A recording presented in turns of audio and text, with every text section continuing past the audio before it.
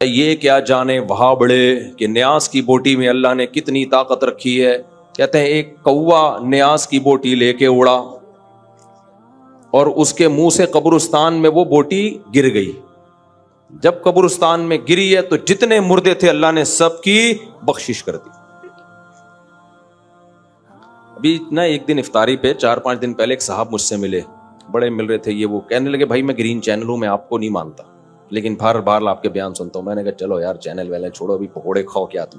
خیر اچھے عزت سے کہتے ہیں لیکن میں ایک فلاں مولوی کو سنتا تھا تو مجھے بڑا دھچکا لگا ہے. کہتے ہیں یار وہ کرامتوں کے واقعات بتاتے تھے, میں سنتا تھا. ایک دن انہوں نے ایسا کہا, میں نے کہا یہ کچھ زیادہ ہو گئی ہے. میں نے کہا کیا کہہ رہے؟ وہ بتا رہے ہیں کہ بھائی غوث اعظم کا دھوبی جب قبر میں گیا تو دھوبی سے فرشتوں نے آ کے سوال پوچھا. اب میں نے تو جو ان کے منہ سے سنا شاید الفاظ آگے پیچھے کر لوں. تو دھوبی نے جب ان سے آ کے سوال پوچھا من ربک, اور جو پوچھتے ہیں نا قبر میں, تو انہوں نے کہا تجھے پتہ نہیں ہے میں غوث اعظم کا دھوبی ہوں. یعنی تجھے کس سے پوچھ رہا ہے بھائی, تو کس قسم کی باتیں کر رہا ہے؟ تو فرشتہ بھی حیران ہے, اب یہ تو جواب ہی نہیں دے رہا, اور جواب ریفرنس کس کا دے رہا ہے؟ بھائی میں غوث اعظم کا دھوبی ہوں. تو پھر پوچھا غوث اعظم کو کال ملائی ہوگی یا کیا کیا ہوگا, بھائی آپ کا بندہ ہے. تو انہوں نے کہا وہ تجھے شرم نہیں آتی, میرا بندہ آیا ہوا ہے, تو اس سے کیا پوچھ رہا ہے؟ سوالات پوچھ رہا ہے. تو یہ جو آیت ہے نا یا ایھا الذین آمنوا اتقوا اللہ وابتغوا الیہ الوسیلہ, اے ایمان والو اللہ سے ڈرو اور اللہ تک پہنچنے کا وسیلہ تلاش کرو. تو یہ لوگ کہتے ہیں دیکھو اللہ تو خود کہہ رہا ہے ڈائریکٹ نہیں پہنچ سکتے, بیچ میں وسیلہ لانا پڑے گا. تو یہاں وسیلے کا جو مفسرین مطلب بیان کرتے ہیں صدیوں سے, وہ کیا ہے؟ وسیلے کا مطلب اللہ کا قرب حاصل کرنے کے لیے کچھ کرنا پڑے گا, تمہیں اعمال کو ذریعہ بنانا پڑے گا. جیسے آپ کسی سے محبت کا دعویٰ کرتے ہیں, وہ کہتا ہے بھائی اس کا تمہارے پاس کیا دلیل ہے کہ تم واقعی مجھ سے محبت کرتے ہو؟ تو آپ اپنا عمل پیش کرتے ہیں, عمل کو ذریعہ بناتے ہیں. تو یہاں قرآن کہہ رہا ہے اللہ تک پہنچنے کا وسیلہ یعنی عمل. تو عمل کا وسیلہ تو جائز ہے بھائی, بلکہ آگے قرآن کیا کہہ رہا ہے وجاہدوا فی سبیلہ, اللہ کے راستے میں جہاد کرو. تو یہ جہاد ہے وسیلہ. سمجھ میں آ رہی بات؟ جیسے ہم اللہ سے دعا مانگتے ہیں, یہ دعا بھی ایک عمل ہے نا اللہ تک پہنچنے کا, تو یہ دعا بھی ایک وسیلہ ہے. اب کوئی یہ کہے کہ دعا کو اللہ اور بندے کے درمیان وسیلہ کیوں بنا رہے ہو؟ بھائی یہ وسیلہ اور ہے اور آپ جس وسیلے کی بات کرتے ہو وہ اور ہے. دعا تو ڈائریکٹ آپ کو اللہ تک پہنچا دیتی ہے, اس میں کسی اور چیز کا وسیلہ نہیں ہوتا, اس لیے دعا کو وسیلہ کہا گیا ہے. تو اعمال آپ کو ڈائریکٹ اللہ تک پہنچا دیتے ہیں. نماز آپ کو ڈائریکٹ اللہ تک پہنچاتی ہے, جہاد آپ کو ڈائریکٹ اللہ تک پہنچاتا ہے, تہجد آپ کو ڈائریکٹ اللہ تک. تو یہ جو قرآن میں ہے نا اللہ کی طرف وسیلہ تلاش کرو, اس سے مراد ہے نیک عمل کرو. سمجھتے ہو کہ نہیں سمجھتے؟ جس کے مزاج میں شرک ہوگا اس کو صرف اللہ کا نعرہ پسند نہیں ہوگا. صرف یا اللہ مدد کہیں لکھا ہوا ہو نا, اس کو ایک دم کہے وہابڑا. کیا ہے وہابڑے کہیں کے, یہ تو نبی کا تذکرہ ہی نہیں کرتے. اور بھائی کس نے کہا ہم نبی کا تذکرہ نہیں کرتے؟ ہم نبی کا تذکرہ کرتے ہیں اس طرح سے جس طرح نبی نے حکم دیا. وہ کیسے حکم دیا؟ یا ایھا الذین آمنوا صلوا علیہ وسلموا تسلیما. تو نبی کا تذکرہ کیسے کرنا ہے؟ نبی پر درود بھیج کے, نبی سے مانگ کے تھوڑی کرنا ہے. قرآن نے بھی ہمیں بتایا کہ نبی کا تذکرہ کیسے ہوگا, جیسے قرآن کی آیت پڑھی, خود نبی نے بھی بتایا کہ میرا تذکرہ کیسے ہوگا. فرمایا جو مجھ پر ایک دفعہ درود بھیجتا ہے اللہ اس پر 10 رحمتیں نازل کرتے ہیں. تو اس طرح سے نبی کا تذکرہ ہوگا. آپ جس طرح سے تذکرہ کر رہے ہیں کہ نبی کو اللہ کے ساتھ شریک کر دیں مانگنے میں, جیسے اللہ سے مانگنا ایسے نبی سے مانگنا, یہ والا تذکرہ میرے بھائی اللہ کی نظر میں قبول نہیں ہے. تو یہ آیت بہت زبردست آیت ہے. وَإِذَا ذُكِرَ اللَّهُ وَحْدَهُ اشْمَأَزَّتْ قُلُوبُ الَّذِينَ لَا يُؤْمِنُونَ بِالْآخِرَةِ. اللہ کہتے ہیں جن کا آخرت پر ایمان نہیں, اللہ کا خوف ان کے دلوں سے نکل گیا. ان کے سامنے جب اکیلے اللہ کا ذکر کیا جاتا ہے, صرف اللہ یعنی توحید کے ساتھ, تو ان کے دل میں کیا پیدا ہوتی ہے؟ تنگی. ایک جگہ قرآن میں آتا ہے یکادون یسطون بالذین یتلون علیہم آیاتنا. ان کا دل کرتا ہے کہ جو آیتیں پڑھ رہا ہے اس پہ حملہ کر کے مار دیں اس کو. وہ ایک بدعتی مولوی صاحب تقریر کر رہے تھے, وہ کہہ رہے تھے یہ کیا جانے وہاں بڑے, ہمارا نام وہابی کے کی سپرلیٹو کر دیا، وہاں بڑا. کہتے ہیں یہ کیا جانے وہاں بڑے کہ نیاز کی بوٹی میں کتنی طاقت رکھی اللہ نے. یہ وہاں بڑوں کو کیا پتا، ہم نہیں مانتے نا نیاز ویاز کیا ہوتا ہے بھائی، سیدھا سیدھا صدقہ کرو اللہ کی رضا کے لیے، کسی کو بھی دے دو، چپکے سے دے دو، یہ ہوتا ہے. یہ کیا حلوے مانڈے مارکیٹ میں چل رہے ہیں. تو وہ اب سر لگا کے تقریر کر رہے تھے. میرے والد صاحب یہ قصہ سنایا کرتے تھے. میرے والد صاحب کی طبیعت میں بڑا مزاح تھا، حالانکہ بڑے روبدار آدمی، لیکن جب آپ ان سے گپ شپ لگاتے تو بڑے طبیعت میں مزاح. وہ واقعہ سناتے تھے گھر میں کہ ایک صاحب تقریر کر رہے تھے، ایک مولوی کہتا ہے یہ کیا جانے وہاں بڑے کہ نیاز کی بوٹی میں اللہ نے کتنی طاقت رکھی ہے. کہتے ہیں ایک کوا نیاز کی بوٹی لے کے اڑا اور اس کے منہ سے قبرستان میں وہ بوٹی گر گئی. جب قبرستان میں گری ہے تو جتنے مردے تھے اللہ نے سب کی بخشش کر دی. ابھی نا ایک دن افطاری پہ 4-5 دن پہلے ایک صاحب مجھ سے ملے، بڑے مل رہے تھے. یہ وہ کہنے لگے بھائی میں گرین چینل ہوں، میں آپ کو نہیں مانتا لیکن بار بار آپ کے بیان سنتا ہوں. میں نے کہا چلو یار چینل ویلے چھوڑو، ابھی پکوڑے کھاؤ کیا تم. خیر اچھے عزت سے کہتے ہیں لیکن میں ایک فلاں مولوی کو سنتا تھا تو مجھے بڑا دھچکا لگا ہے. میں نے کہا کس کو؟ انہوں نے کوئی نام بتایا، مناسب نہیں ہے نام کسی کا. کہتے ہیں یار وہ کرامتوں کے واقعات بتاتے تھے، میں سنتا تھا. ایک دن انہوں نے ایسا کہا، میں نے کہا یہ کچھ زیادہ ہو گئی ہے. کہتے ہیں میں نے کہا یہ کچھ زیادہ ہو گئی. میں نے کہا فار ایگزامپل؟ کہتے ہیں اس کے بعد سے مجھے تھوڑا جھٹکا لگا ہے. لیکن ہیں وہ اسی چینل میں، مطلب ان کا کسی خاص مولوی سے بدگمان ہو گئے وہ. میں نے کہا کیا کہہ رہے ہیں؟ وہ بتا رہے ہیں کہ بھائی غوث اعظم کا دھوبی جب قبر میں گیا تو دھوبی سے فرشتوں نے آ کے سوال پوچھا. اب میں نے تو جو ان کے منہ سے سنا شاید الفاظ آگے پیچھے کر لوں. تو دھوبی نے جب ان سے آ کے سوال پوچھا من ربک، اور جو پوچھتے ہیں نا قبر میں، تو انہوں نے کہا تجھے پتہ نہیں ہے میں غوث اعظم کا دھوبی ہوں. یعنی تجھے کس سے پوچھ رہا ہے بھائی، تو کس قسم کی باتیں کر رہا ہے؟ تو فرشتہ بھی حیران ہے، اب یہ تو جواب ہی نہیں دے رہا. اور جواب ریفرنس کس کا دے رہا ہے؟ بھائی میں غوث اعظم کا دھوبی ہوں.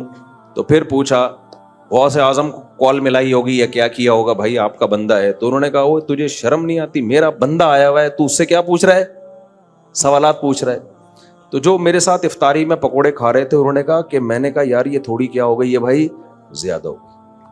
ہم ترکی کے میوزیم میں تھے نا، تو وہاں بڑی چیزیں، یہ حضرت فاطمہ کا کرتا ہے. میں نے کہا ہوگا بھائی ہوگا، ان کے پاس تو ایک ظاہر خلافت عثمانیہ رہی ہے، تو یہ فلانا ہے، یہ ڈمکانا ہے، یہ یوں ہے، یہ وہ ہے. میں سنتا رہا.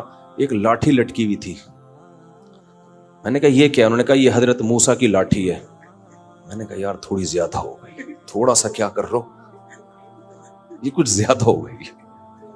مجھے وہی لطیفہ یاد آیا کہ پاکستانی نے کہا ہمارے ہاں لوگ ناک سے کھانا کھاتے ہیں. کسی نے کہا بالکل ناک سے، انہوں نے کہا بس تھوڑا سا نیچے. تو مجھے خیال ہوا یہ لاٹھی حضرت موسیٰ کی، تو میں نے کہا تھوڑا سا کم کر لو، کچھ اور کہہ دو، امام ابو حنیفہ کی لاٹھی ہے، امام شافعی کی لاٹھی ہے، امام بخاری کی، تو کچھ سمجھ میں آ جائے گا. یہ تھوڑا سا کیا ہو گئی، زیادہ ہو گئی. اچھا مزے کی بات اس میں یہ کہ جب مجھے تعارف کروایا گیا نا حضرت موسیٰ کی لاٹھی، میں سب چیزیں کہہ رہا تھا، اچھا ماشاءاللہ یہ فلانے کا ہے، یہ فلاں کا ہے، ویل ڈن. جب انہوں نے کہا نا حضرت موسیٰ کی لاٹھی ہے، تو میں نے جس اسٹائل سے کہا نا یہ تھوڑی زیادہ نہیں ہو گئی، تو وہ جو میرے ساتھ بندہ تھا نا وہ زور سے کہگا لگا کے ہنسا ہے. اس کہہ رہے مجھے ہنسی آپ کے اسٹائل پہ آئی ہے کہ جو آپ نے کہا نا یہ تھوڑی زیادہ لگ رہا ہے مجھے. تو یہ آج سمجھ میں آ گئی. اللہ تعالیٰ کہتے ہیں کہ جب صرف ایک اللہ کا نام لیا جاتا ہے نا، صرف وہی، تو ان کو صرف کے لفظ سے چڑ ہے، اللہ سے چڑ بولو نہیں ہے. یہ کہتے ہیں صرف اللہ نہیں ہوگا بھائی، صرف اللہ نہیں ہوگا، کسی اور کو بھی ساتھ میں ملاؤ. تو ہم تو کہتے ہیں مدد صرف کس سے مانگی جائے گی؟ اللہ سے مانگی جائے گی. دوسری بات اللہ تعالیٰ نے انہی آیتوں میں فرمایا، آیت نمبر 42، اللہ یتوفی الانفس حین موتها واللتی لم تمت فی منامها. جن لوگوں کو برزخی زندگی سمجھ میں نہیں آتی ان کو اللہ نے سمجھایا ہے ایک مثال سے. اللہ کہتے ہیں جب تم سوتے ہو، نیند میں جاتے ہو، تو تمہارا اس دنیا سے کنیکشن ختم. اس میں بھی اللہ تمہاری روح کو قبض کرتا ہے. کون کرتا ہے روح کو قبض؟ یہ تو سائنسدانوں نے سو کے دیکھ لیا تو ایمان لے آئے، نہیں دیکھا ہوتا تو سائنس نیند کو بھی نہیں کبھی مانتی کہ یہ بھی کوئی چیز ہے. ہم تو جو چیزیں دیکھ رہے ہیں ان کو ایکسپٹ کرتے چلے جا رہے ہیں. تو اب مر کے کسی نے دیکھا نہیں ہے اس لیے اس کا انکار کر دیتے ہیں. تو اللہ کہتے ہیں جیسے نیند میں تمہاری روح اللہ قبض کر لیتا ہے تو ایسے ہی سوتے میں بھی تمہاری روح قبض ہوتی ہے. نہ نیند میں فنا ہوتے ہو نہ موت کے بعد فنا ہوتے ہو. سارا کھیل کس کا ہے؟ روح کا کھیل ہے یہ. فَيُمْسِكُ الَّتِي قَضَىٰ عَلَيْهَا الْمَوْتِ, جب نیند میں تمہاری روح اللہ کھینچ لیتا ہے تو جس کو زندہ کرنا ہوتا ہے دوبارہ روح لوٹا دیتا ہے, مڑ جاتے ہیں. جس کو موت دینی ہوتی ہے اس کی روح کو روک لیتا ہے. کتنے لوگ سوتے میں مر جاتے ہیں نا, اس کی روح کو کھینچ لیتا ہے. تو یہ روح ہے اور روح کو سائنس ایکسپلین نہیں کر سکتی. آپ کو پتا ہے کچھ چیزوں کو ایکسپلین کیا جا ہی نہیں سکتا, وہاں انسان ہتھیار ڈال دیتا ہے. جیسے آپ دماغ کو سمجھنے کی کوشش کریں گے تو سائنسدان یہ کہتے ہیں پاسبل ہی نہیں ہے, کیونکہ دماغ کو آپ سمجھیں گے دماغ سے ہی. تو اس کے لیے کوئی آپ کے دماغ سے اوپر کا دماغ ہوگا جو آپ کے دماغ کو پڑھے گا, پھر آپ سمجھ پائیں گے. اور اوپر کا دماغ, اوپر سے مراد ہمارے مینٹل لیول سے اوپر کسی کا مینٹل لیول ہوگا تو وہ سمجھے گا, وہ اللہ ہی سمجھ سکتا ہے. ہم تو سوچیں گے اسی دماغ سے سوچیں گے نا, اور اس دماغ کی ایک لمٹ ہے, اس سے آگے وہ دماغ بڑھ نہیں سکتا. تو یہ پاسبل ہی نہیں ہے. سمجھتا ہو کہ نہیں سمجھتے ہو؟ تو اسی طرح سے روح کا بالکلیہ سمجھنا یہ کسی کے لیے ممکن ہے ہی نہیں, اور روح ہی حیات ہے.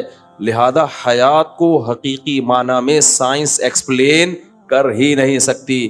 اللہ نے اس کو 2 لفظوں میں ایکسپلین کر دیا کہ اللہ کی کلمہ کن کی طاقت سے جو انسان میں زندگی پیدا ہوتی ہے اس زندگی کا نام کیا ہے؟ حیات ہے. سمجھتے ہو کہ نہیں سمجھتے ہو؟ اسی سے یہ بھی پتا چل گیا کہ جناب, اب پھر وہی اختلافی مسئلے آ جاتے ہیں, ہم آ گئے تو ایک جلدی انہوں نے نمٹانے دو نا, یہ بھی اجماعی مسئلہ ہے نا حضرت عیسیٰ کی حیات. جناب پروفیسر غامدی صاحب کہتے ہیں کہ قرآن مجید میں آتا ہے یا عیسیٰ انی متوفیکا, اے عیسیٰ میں تجھے وفات دوں گا, ورافعک الیہ, اور میں تجھے اپنی طرف اٹھا لوں گا. تو غامدی صاحب کہتے ہیں دیکھو وفات دوں گا کا مطلب تو موت دینا ہوتا ہے, اس کا مطلب اللہ نے عیسیٰ کو موت دی ہے. اس آیت سے پتہ چل رہا ہے کہ وفات کا اصل مطلب عربی میں موت نہیں ہوتا. موت کے معنی میں یہ لفظ استعمال ہوا تو ہے لیکن اس کا اصل مقصد موت نہیں ہے. اگر موت ہوتا تو دیکھو اللہ یتوفی الانفس, اللہ روحوں کو کھینچ لیتا ہے حین موتہا, ان نفس کی موت کے وقت. اب یتوفا کا معنی اگر موت دینا ہوتا تو کیا مطلب اللہ روحوں کو موت دے دیتا ہے انسان کے موت کے وقت, یہ مطلب ہوتا؟ اللہ تو کہہ رہے ہیں جب تمہاری موت کا وقت آتا ہے میں روح کو یتوفا وصول کر لیتا ہوں. یہاں موت ترجمہ کسی بھی صورت میں ہوتا ہی بن ہی نہیں سکتا. دیکھو توفا کا لفظ نکلا ہے وفا سے, اردو میں وفا کسے کہتے ہیں؟ پورا چکا دینا, اسی کو کہتے ہیں نا وفا. یہ جو خشک موضوعات ہوتے ہیں میں ترنم سے اس لیے پڑھتا ہوں تاکہ سمجھ میں آ جائیں, آرام سے, پیچیدگی میں نہ جائیں. کہتے ہیں نا فلاں نے وفا کی ہے میرے ساتھ, کیا مطلب میں نے قربانی دی تھی, اس نے اس قربانی کا پورا بدلہ چکایا. وفا پورا کسی کو کوئی چیز دے دینا, اور توفا باب تفعل میں پورا وصول کر لینا. تو توفا کا اصل معنی عربی میں وصول کرنا ہے, موت دینا نہیں ہے. اگر باڈی روح کے ساتھ وصول کر لی تو اس کا مطلب کیا ہے؟ پورا جسم وصول کر لیا. اور اگر صرف روح وصول کی ہے, باڈی چھوڑ دی, تو صرف روح وصول کی ہے. سمجھتے ہو؟ یہاں کیا اللہ فرما رہے ہیں؟ اللہ یتوفی الانفس, اللہ روحوں کو کھینچ لیتا ہے, وصول کر لیتا ہے, حین موتہا, اس نفس کی موت کے وقت. تو موت کے وقت اگر اللہ موت دیتا, روح کو موت دیتا, تو روح کو موت تھوڑی آتی ہے, پھر وصول کس چیز کو کیا ہے؟ سمجھتے ہو؟ تبھی آگے اللہ کہتے ہیں جس کو موت دینے کا ارادہ ہوتا ہے اس کی روح نہیں لوٹاتا, روک کے رکھ لیتا ہوں اپنے پاس. اور جس کو زندہ کرنا ہوتا ہے, جو روح لی تھی واپس, اس کو باڈی کو واپس کر دیتا ہوں. سمجھ میں آ رہا ہے؟ تو توفا کا اصل مطلب کیا ہوا؟ وصول کر لینا. ہاں موت کے معنی میں استعمال ہوا ہے لیکن اصل مطلب اس کا وصول کرنا. تو اب میں آیت کا ترجمہ کرتا ہوں. اللہ کہہ رہے ہیں عیسیٰ علیہ السلام کو, یا عیسیٰ انی متوفیکا, اے عیسیٰ میں تجھے وصول کر لوں گا, ورافعک الیہ, اس کی صورت کیا ہوگی؟ کس طرح سے اللہ تو مجھے وصول کرے گا؟ رافعک الیہ, یہ عطف تفسیری ہے. آگے ڈیٹیل بیان کر رہا ہے یہ، واو رافعوک الیہ، میں تجھے اپنی طرف اٹھا لوں گا، پوری باڈی سمیت تجھے اٹھاؤں گا میں اپنی طرف، اس طرح سے میں تجھے وصول کروں گا. سمجھتے ہو کہ نہیں سمجھتے ہو؟ اس لیے غامدی صاحب نے اس آیت کے ترجمے میں ڈنڈی ماری ہے. سمجھتے ہو؟ تبھی میں کہتا ہوں اسلاف سے علم لوگے تو فائدے میں جاؤ گے، اس زمانے کے لوگوں سے پوچھو گے تو ضلوا واضلوا، خود بھی گمراہ ہوئے اور تمہیں بھی گمراہ کریں گے. تو یہ امت کا اجماعی عقیدہ ہے. حضرت عیسیٰ علیہ السلام پر موت واقع نہیں ہوئی ہے اور حضرت عیسیٰ آسمانوں پہ زندہ ہے، اور حدیث میں آتا ہے لا تجتمع امتی علی ضلالہ، میری امت گمراہی پہ جمع نہیں ہو سکتی. تو جب امت کا اجماعی عقیدہ ایک دفعہ بن گیا کہ حضرت عیسیٰ زندہ ہیں، تو اب اس سے انحراف کرنا کسی بھی دلیل کی بیس پہ جائز نہیں ہے. سمجھتے ہو کہ نہیں سمجھتے؟ آگے چلتے ہیں ہم. اللہ نے انسان سے ایک شکایت کی ہے، فَإِذَا مَسَّ الْإِنسَانَ ضُرٌّ دَعَانَا. اللہ کہتے ہیں جب انسان کو کوئی ٹینشن ہوتی ہے نا، گڑ گڑاتا ہے ہمارے سامنے. سارے نیک شریف شرفا قسم کے بنے ہوئے ہوتے ہیں. ثُمَّ إِذَا خَوَّلْنَاهُ نِعْمَةً مِنَّا، جب مصیبت دور کر کے ہم اسے خوشیاں دے دیتے ہیں، قَالَ إِنَّمَا أُوتِيتُهُ عَلَىٰ عِلْمٍ عِندِي، ایکچولی میرے پاس ایک نالج ہے، میں نے اس کی ایک تدبیر اختیار کی ہے، اس کی وجہ سے مجھے یہ نعمت ملی ہے. اللہ کہاں بھائی؟ اللہ کا اس میں کیا لینا دینا ہے؟ میں کیوں نماز روزہ شروع کر دوں، داڑھی رکھ لوں، میں عورت ہوں تو پردہ کر لوں؟ ٹینشن تھی. ابے تو پھر اس ٹینشن میں کیوں اتنا پریشان تھا؟ یار اللہ سے دعا مانگو، یار کوئی وظیفہ بتا دو، ہے بھائی؟ بول دیتا یار یہ تو ٹینشن آئی ہے تو مجھے اللہ سے مانگنے کی بالکل بھی ضرورت نہیں ہے. کیا ہوتا ہے دیکھو، بیمار ہوتے ہیں نا تو وظیفے بھی مانگ رہے ہیں، دعائیں بھی مانگ رہے ہیں، جھاڑ پھونک بھی کروا رہے ہیں، یہ بھی کر رہے ہیں، وہ بھی کر رہے ہیں، اور دل میں خیالات بھی آ رہے ہوتے ہیں، یار اللہ ٹھیک کر دے تو اب میں نماز پڑھوں گا انشاءاللہ. جب ٹھیک ہو جاتا ہے، ایکچولی اصل میں ڈاکٹر صحیح نہیں تھا جس سے میں کائنڈلی پہلے علاج کرا رہا تھا، غلط دوا دے دی تھی، اب صحیح دی. ابھی میں نا بہت عرصے بعد اتنا لمبا بیمار ہوا ہوں رمضان میں نا، ورنہ مجھے ہوتا ہے گلا خراب ہوا 2-4 دن میں ٹھیک. یہ بہت کوئی ڈاکٹر نے بتایا کہ وائرل پھیلا ہوا تھا، وہ اٹیک کیا تھا اس نے.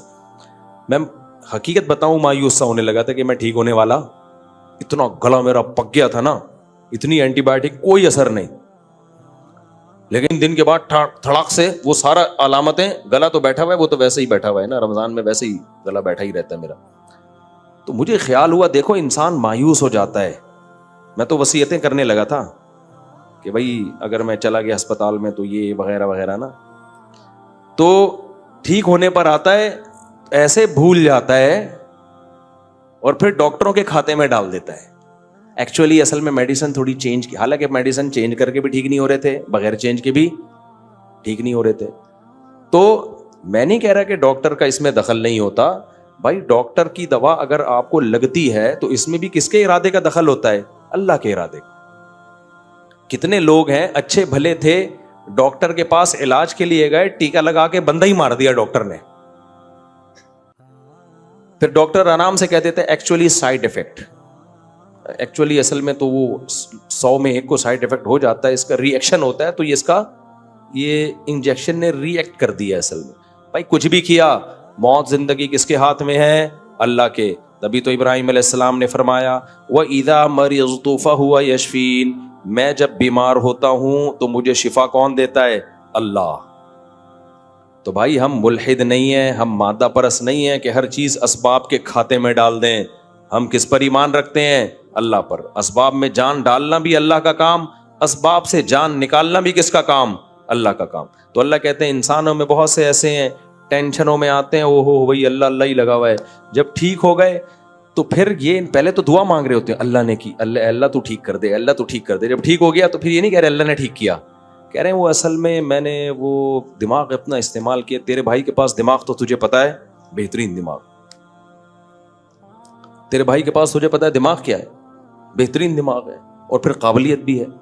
جیسے غربت میں جب غریب تھے تو پیسہ نہیں تھا، رو رہے تھے، دعائیں مانگ رہے تھے، پیسہ آ گیا. مائنڈ ہے یار، مائنڈ ہے. یہ جو لوگ غریب ہیں نا، یہ اپنی نااہلی سے غریب ہیں. ان لوگوں کے پاس میرے جیسا دماغ ہوتا، میرے جیسی صلاحیت ہوتی، نوٹ چھاپنے کی مشینیں بنتے. یہ کمبختوں کو پیسہ کمانا آتا ہی نہیں ہے، پوچھتے بھی نہیں ہے، مجھ سے مشورہ بھی نہیں لیتے. ابے جب تیرے پاس پیسہ نہیں تھا، غریب تھا، تو اللہ کے سامنے کیوں رو رہا تھا؟ پھر آ کے تو کہہ دیتا اے اللہ، اللہ سے کچھ نہیں ہوتا، میرے پاس مائنڈ ہے، میں غریب ہوں، دوبارہ کیا بن جاؤں گا؟ دولت مند. تو پہلے مایوس ہو جاتا ہے. تو اللہ نے ہمیں بتایا کہ ٹینشن میں مایوس مت ہونا. جب ٹینشن ہے وہ بھی اللہ نے دی، ٹینشن دور بھی کون کرے گا؟ اللہ کرے گا. تو پریشانیوں میں مایوس نہیں ہونا، خوشیوں میں اترانا نہیں ہے. سمجھتے ہو؟ یہ اس آیت کا حاصل ہے.